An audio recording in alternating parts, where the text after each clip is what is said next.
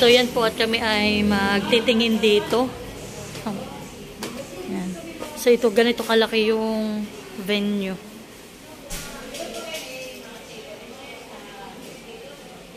So dito po namin titingnan kung alin ang mapipili po namin na venue sa aming salo-salong pamilya.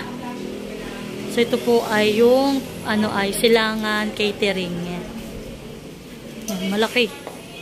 Meron sila ditong bar.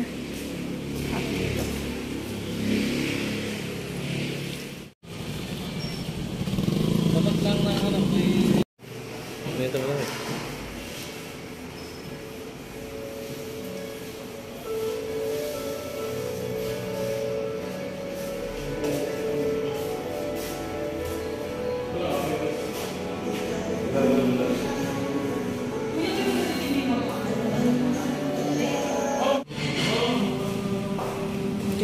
Ang ganda.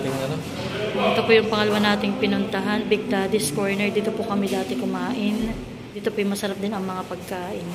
Isa pa ay sobrang linis.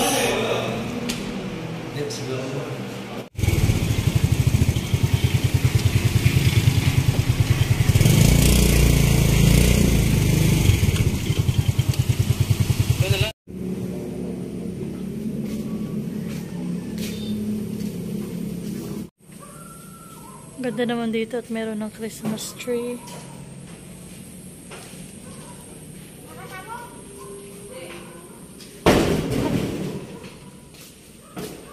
May aso nga yan.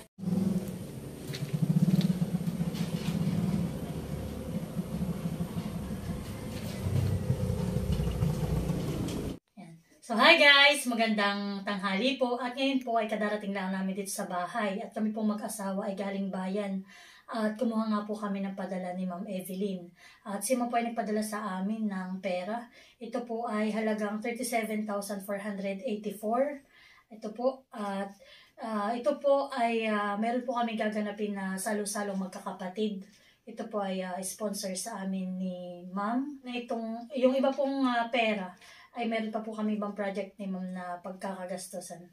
So lamang po, muli Ma'am Evelyn, maraming salamat po sa binigay ninyong padala sa amin at salamat po sa pagtitreat sa aming pamilya. Ito po ay gaganapin namin sa November 1. So mga ilang linggo pa po. At ito pong pagkain namin sa labas, sa restaurant, ito po ay kami buong pamilya. Ito po ay treat ni Ma'am at ito po ay sa celebration po ni Tatay Dundun. Kaso nga lang po ay gusto ni Ma'am ay kompleto kami buong pamilya. Ay yung pong aking mga kapatid ay nasa Laguna at nasa Marikina po. At kaya amin po silang bibigyan ng yung pong wala rin silang pasok. Itataon po namin na holiday at para po sila makauwi. So yun lamang po. At muli Ma'am, maraming salamat po sa padala niyo pera. Sobrang laking halaga po na ito. At ito po ay amin po kayo ingatan. At lubos po kami nagpapasalamat sa inyo. Si God na lang po ang bahala na magbalik sa kabutihan ninyo, sa pagmamahal niyo sa amin. At sa lahat po na naitulong niyo sa amin sa buong pamilya. Yun lamang po at God bless. Ingat po kayo lagi, lalo na po sa inyong trabaho. Ingat po. Hello, Malia!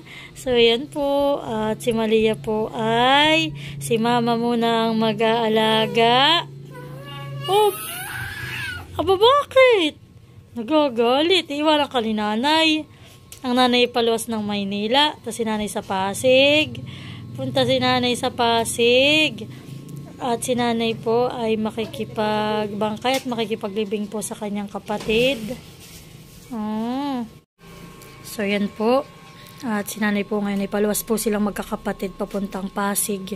Pong kapatid ni nanay na pangatlo sa panganay ay sumakabilang buhay na po noong October 25. Ay kahapon po silang magkakapatid din ng meeting para po sa kanilang pagluwas nga po pagpunta doon. At halos po yung mga kapatid ni nanay nandito sa Infanta sa Nakar.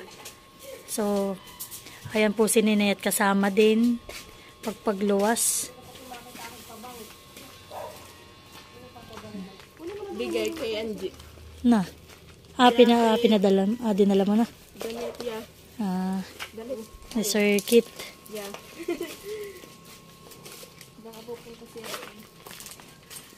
Oo, kuya tayo pa baka ko. So, yan po. Nanay, may pinapabigay si Ma'am Evelyn na pang allowance mo. Pocket money man lang. Yan, thank you ma'am. Maraming salamat. Mayroon tatay. Yan. At si tatay naman po ay kadarating laang din.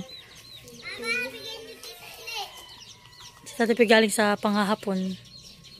At yan kami, sinananay po ihatid na muna ni Mahal. Yung iba pong kapatid ni nanay nandoon sa barangay. Pumanita sa bigay mo sa akin. Yan, ingat nanay ha. Yeah. Hindi mo na kumamatay. Sinini yung sarili. May ubos. Kaya namin lagi. Alam ko pag anong mahal ng origan. Maganda rin kanina. Sabi ko na pala yun. Ayan ako. Bye-bye. Isipin lang magbayan nila ulit. At iyak lang, iyak.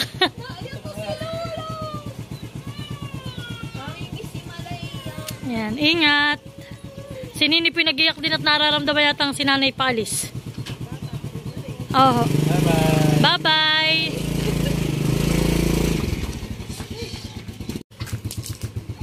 Na, may pahabol. Yan, may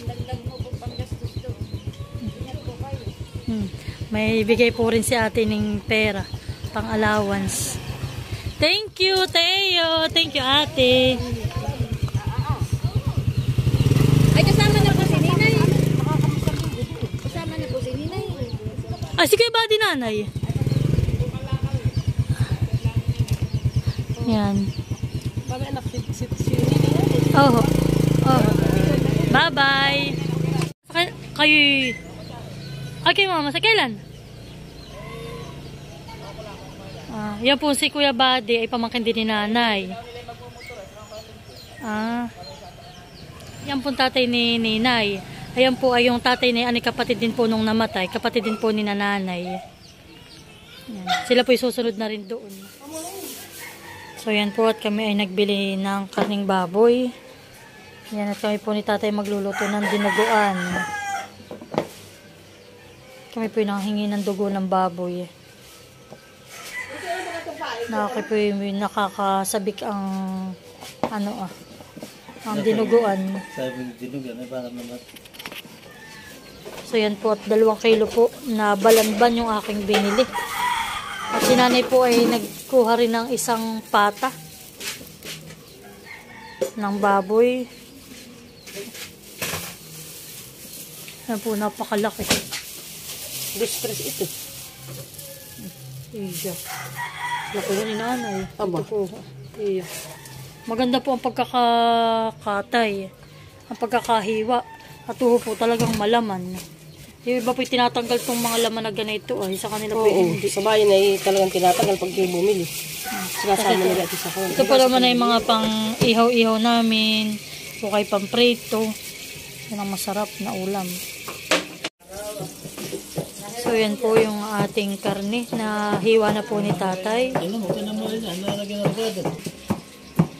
At yan din po yung ating arikado, luya at sibuyas. At sinali po naman ay naghihiwa na ng bawang. Lalagyan na po ni tatay. Gigisa na po ni tatay.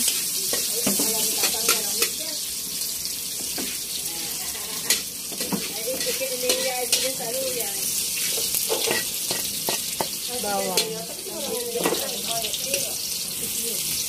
Luya.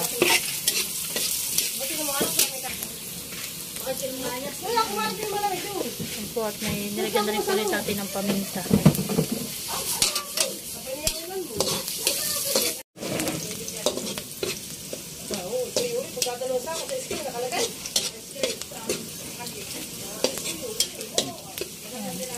Lalagyan na po ni tatay yung karne.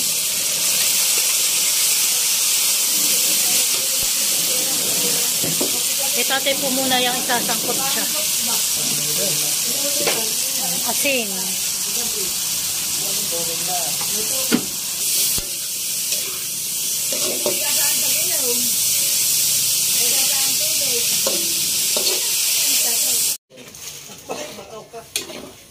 So, yan po. At nilagyan na po namin ng isang basong tubig. At yung pong dugo, hindi ko na ipapakita. Yun pinilamas ni tatay sa, sa dahon ng salay. Para po hindi buo-buo.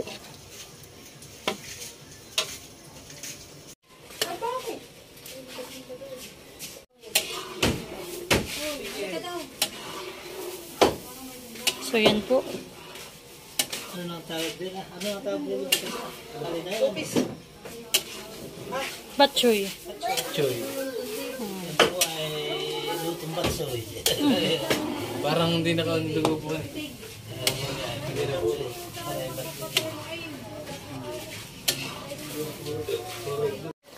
So, yan po. Tamang-tama po ito sa puto.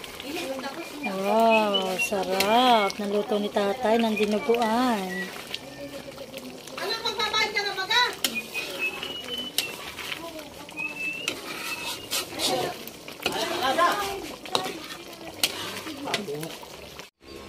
So, yan po. At kay tatay ng tinitikman ang kanyang luto. Ano tatay? Yan po ay matagal na namin gustong lutuin ni na tatay. Lagi kaming nababakso sa dugo ng baboy.